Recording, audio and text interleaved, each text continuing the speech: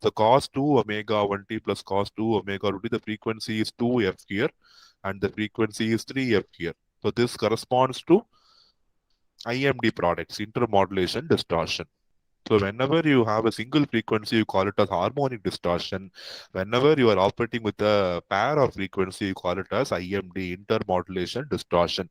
So you know when you have a cubic term, you will naturally have 3f because cos cube can be written in terms of cos 3 theta and cos square can be written in terms of cos 2 theta. So whenever you have a square term, you will have a second order intermodulation distortion product.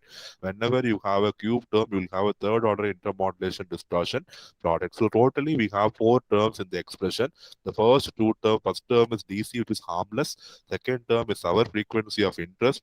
Third term is the second IMD. The fourth term is the third IMD. So actually, our power out of the four terms, only this corresponds to the useful power. So remaining three terms are useless. But see, they are taking out the power from your signal, and that power is distributed among the DC term, the second order IMD term, and the third order IMD term, which is unwanted for us. Rather than the entire power should be there in only the second term, but it is not so. The entire power distributed across the four terms DC, first order fundamental frequency term, the second order IMD term, and third order IMD term. See, you cannot avoid this because all amplifiers are non-linear. So definitely there will be some IMD products which is coming in your expression. In general, you can say if you are having an nth power, you will have nth order IMD.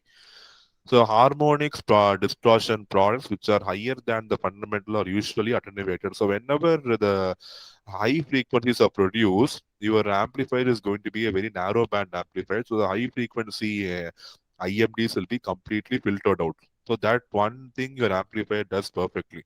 So whenever the harmonics are going to be of a higher frequency outside the bandwidth of your amplifier, those terms will be completely filtered out. Okay, so that you can need not worry. But frequencies which are going to fall within the band omega 1 to omega 2, that will cause problem to you.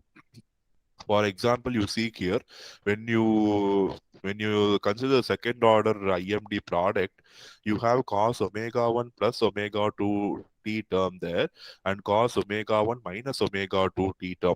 So this is a high frequency term, omega 1 plus omega 2. So this will be completely filtered out. But you see cos omega 1 minus omega 2, it is a low frequency term, and this will fall in the frequency band of your signal. So as with the harmonic distortion part, the sum and so you call it as sum and difference. So this is actually happening when you pass the signal to a mixer.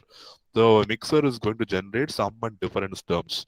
So when the sum term is going to be having a very high frequency and it is effectively filtered out, and the difference term will be falling in your band of frequency and it will cause confusion in the low noise amplifier.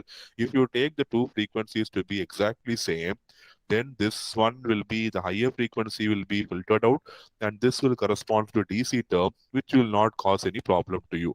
So generally we say that if you want to minimize the harmonic distortion product, it is better to operate in a single frequency where the DC term is going to come into your expression and the higher order frequency term will be filtered by your amplifier itself. That is one case, one worst possible case operating in a single frequency. But remember, in wireless communication, all users have independent frequency. So you cannot work with one frequency at a time. At a time, 100 people may make a call, right? So hundreds of frequencies will be entering your amplifier. So you cannot restrict that. So this is the worst possible case where we can say if the two operating frequencies are going to be same, I can minimize the effect of intermodulation distortion.